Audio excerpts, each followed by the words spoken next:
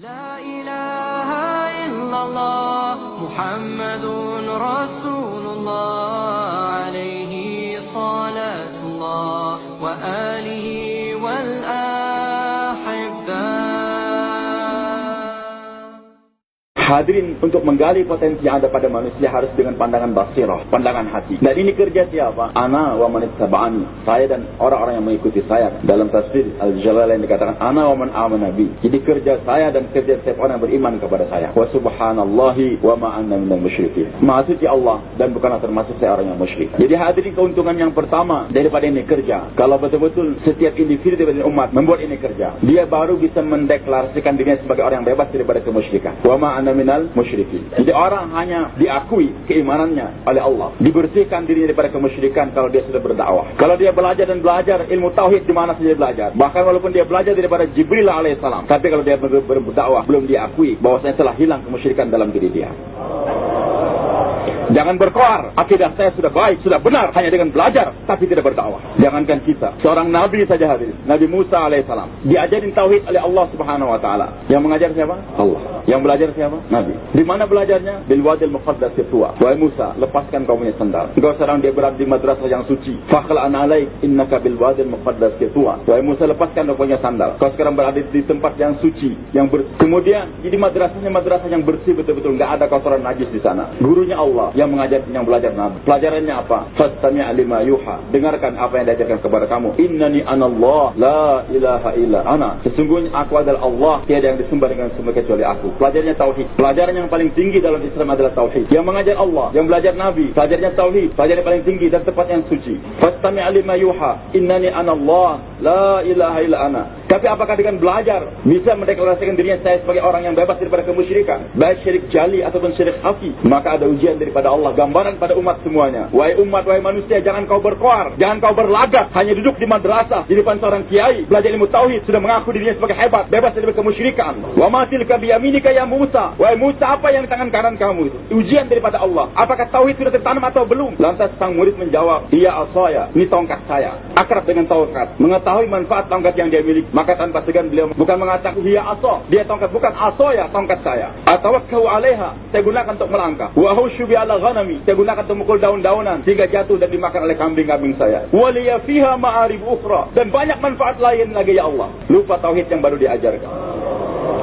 Banyak manfaat tongkat saya ya Allah, padahal baru diajarkan fastami' lima yuha innani ana Allah la ilaha illa ana la nafi'a illa ana. Wahai Musa, tiada yang memberikan manfaat kecuali aku. Kenapa masih kau katakan waliya fiha ma'arib ukhra? Masih banyak manfaat lagi di tongkat saya. Ujian yang kedua, alqiha ya Musa, lemparkan di tongkat yang kau cintai tadi. Merasakan kau milik saya tongkat saya, lemparkan kecintaan kau pada itu tongkat. Fa idza hiya hayyatun tas'a, itu tongkat berubah jadi ular yang bergerak dengan cepat. Apa yang terjadi? Nabi Musa lari, wallahu mudbiran wa lam yu'aqib, lari dan tidak menengok lagi ke belakang. Hai Musa, kenapa lari? La dharra illa ana. Wahai Musa, tidak ada memberikan mudarat kecuali aku. Kenapa lari dari ular? Mana kau punya tauhid? Wahai santri-santri, wahai pelajar yang belajar di Mesir, yang belajar di Madinah, yang belajar di pondok pesantren, di mana kau punya tauhid? Kenapa lari? Lari dari ular. La dharra illa ana. La ilaha illallah. La dharra illallah. Tauhid belum tertanam kalau hanya tinggal di madrasah, belum bergerak. Khudha wa la takhaf. Wahai Musa, ambil, transfer tauhid yang ada di hati kamu dalam perbuatan. Tauhid bukan sekedar dalam hati atau diucapkan, tapi harus dibuktikan dengan perbuatan. Buktikan kau punya iman. Pegang itu ular. La takhaf, jangan takut. Diambil dan betul menjadi tongkat kembali. Sekarang Allah ingin mengajarkan pada ini umat bagaimana supaya iman betul-betul menjadi iman yang bebas daripada kemusyrikan. Maka Allah beritahukan caranya, wahai Musa, letakkan kau punya iman dalam medan dakwah. Izat ila fir'auna innahu tagha. Pergi sekarang kepada Fir'aun supaya matang tauhid yang kau pelajari, iman yang kau pelajari. Letakkan itu iman dalam medan dakwah. Izat ila fir'auna innahu tagha. Pergi kepada Fir'aun, dan orang yang tagha keras kepala. Tahu Musa alaihissalam siapa itu Fir'aun? 70.000 bayi tanpa dosa telah dicincang, dan beliau sedang dikejar oleh Fir'aun, tapi malah disuruh pergi ke tanah. Mendoa, Rabbi shrah li sadri wa yassir li amri wahlul 'uqdatam min lisani yafqahu qawli waj'al li waziran min ahli Harun akhi ushdud bi azri wa ashruk fi amri kay nusabbihaka katsira wa nadhkuruka katsira innaka kunta bina basira. Berangkat, dibawa itu iman dalam medan dakwah. Ternyata betul sampainya di sana, Fir'aun ketakutan. Berhadapan Fir'aun yang dicari Musa, ketakutan dia. Akhirnya mengarahkan anak muridnya saja, anak buahnya saja. 80.000 tukang sihir lebih kurang dihadapkan, masing-masing bawa tali dan tongkat, melemparkan jadi ular semua. Sekarang seorang dai menghadapi 160.000 ular. Tapi aneh, dulu ketika imannya belum diletakkan dalam medan dakwah, lari dari satu ular. Sekarang enggak lari dari 160.000 ular. Tapi karena hari pertama berdakwah, perasaan takut masih ada. Maka Allah katakan, "Fawjasa fi nafsi khifatan." Masih ada rasa takut sedikit di hati Nabi Musa. Baru pertama berdakwah begitu. Bahkan sebelum menghadapi ular tadi ketika akan berangkat, sebelum mendoa, terpikir juga bagaimana anak saya, bagaimana istri saya yang sedang sakit di bawah gunung sana. Sebagaimana pertanyaan seorang dai, bagaimana makan apa kita kalau berangkat ke pulang.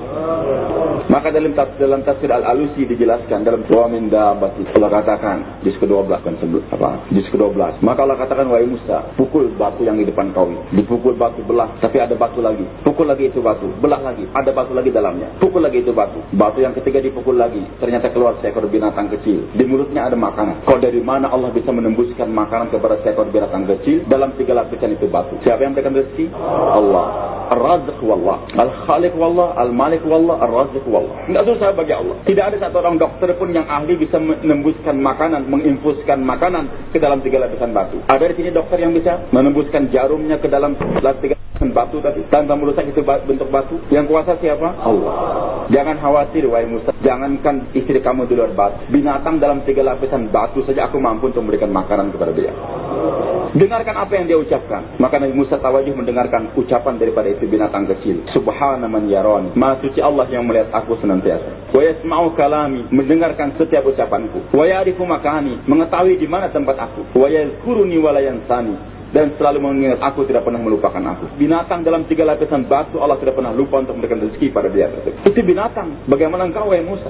Bagaimana istri kamu? Istri seorang dai. Apa Allah akan membiarkan? Hadirin kemusyrikan mulai menghilang. Menghadapi 160.000 ular. Sekarang enggak lari, masih ada rasa takut. Musa qulna la takhaf innaka antal a'la. Wahai Musa, jangan takut. Engkau yang akan menang atas mereka semua. Selama engkau konsisten dalam dakwah tadi. Dakwahkan terus kebesaran Allah Subhanahu wa taala. Maka akhirnya apa hadirin yang makna Allah? Puncak daripada ujian dan lulus beliau sampai S3.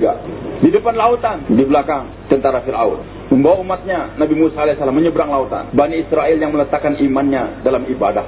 40 tahun mendirikan salat di bawah bimbingan seorang nabi. Yang membimbingnya siapa? Berzikir, salat di bawah bimbingan seorang mursyid. Siapa mursyidnya? Mursyid tasawufnya siapa? Nabi Musa. Enggak tanggung-tanggung, bukan seorang wali, bukan seorang kiai, tapi seorang nabi. Apakah ada seorang kiai atau seorang wali yang mampu melebihi kehebatan daripada seorang nabi? Tidak ada. Di bawah bimbingan seorang mursyid beribadah 40 tahun, suluk selama 40 tahun. Berapa tahun suluknya? 40 tahun. Baru 15 hari suluk sudah mengaku imannya hebat. 40 tahun berada mengaji suluk di bawah pimpinan seorang mursyid. Tapi ketika melihat di depan lautan, di belakang tentara, ketakutan. Inna namudrakun. Wahai Musa, kita sekarang terkejar. Lu apa hasil ibadah kamu 40 tahun? Masih takut dengan makhluk? Al-Quran berbicara hadirin. Kenyataan. Bagaimanapun hebatnya orang mentauhidkan hatinya kepada Allah. Tapi kalau belum meletakkan dirinya dalam suasana dakwah, akan terkesan dengan keadaan. Barangkali sekarang dia pakai sorban, dia pakai jenggot. Tapi kalau sudah banyak tuduhan-tuduhan daripada mereka-mereka yang pakai sorban ini teroris, yang pakai jenggot teroris, itu jenggot akan dia cukur, sorban akan dilepas. Barangkali hari ini istrinya pakai purdah, tapi kalau sudah letakkan lagi dalam medan dakwah, itu purdah nanti lama-kelamaan akan terlepas. Seorang anak kecil hidup dalam suasana dakwah bersama ayah dan ibunya, talim ada di rumah, di sekolah di Perancis sana. Kata gurunya, lepas kau punya jilbab. Tidak bisa. Lepas tidak bisa. Lantas gurunya merayu, wahai anak, apa? Bagaimana caranya aku bisa melepas kau punya jilbab? Itu anak kecil mengatakan, guru ambil sebuah pedang, tebas saya punya leher. Baru guru akan bisa melepaskan jilbab saya. Kekuatan apa ini? Rumahnya dibentuk oleh suasana dakwah. Maka itu anak berani mengatakan, ambil kau punya pedang, tebas kau saya punya leher. Itu yang bisa melepaskan jilbab dia daripada lehernya. Tapi hanya dibentuk dalam suasana ibadah saja hadir. Apalagi hanya 1 bulan dalam pesantren Ramadan saja. Anak-anak dibina, tapi tidak dibiasakan dalam suasana dakwah. Ayahnya enggak pernah kurus, ibunya juga enggak pernah dibawa keluar masturah. Jangan harapkan anaknya berani berbicara demikian. Hanya anak seorang dai yang berani mengatakan demikian. Silakan ambil pedang, tebas saya punya leher. Hadirin yang dimakan oleh Allah, jangan puas kita dengan zikir yang kita amalkan, tapi belum kita letakkan dalam medan dakwah. Maka yang menjadikan zikir orang zikir orang beribawa sudah diletakkan dalam dakwah. Bahkan nilainya akan digandakan menjadi 700.000 kali di sisi Allah. Innal mudrakun, wahai Musa, kita terkejar. Tapi seorang dai yang telah terlatih mengucapkan kebesaran Allah, menafikan kekuatan makhluk, maka dia katakan, kalla inna ma'iya rabbi sayahdin. Jangan khawatir, bersamaku adalah Rabb. Sekarang puncak daripada imannya dari Musa. Kalau dari awal tadi sebelum berdakwah dia mengatakan ya asaya, ini ada tongkat saya, manfaatnya sekian-sekian. Bahkan kelihatan lagi manfaat daripada itu tongkat. Ketika dilemparkan mampu menelan 160.000 ular. Tetapi ketika sampai di sana, beliau mampu untuk melupakan, menafikan daripada kekuatan yang beliau miliki, tongkat wasiatnya. Tongkat wasiat. Beliau tidak lagi mengatakan jangan takut, inna ma'aya asaya. Begitu, bersamaku tongkatku tidak. Tapi tongkat yang begitu bermanfaat mampu dilupakan. Inna ma'aya rabbi sayahdi. Jangan khawatir, bersama Robku. Sudah beliau lupakan tongkatnya tersebut. Itulah seorang dai mampu untuk melupakan daripada apa yang dia miliki. Subhanallah walhamdulillah.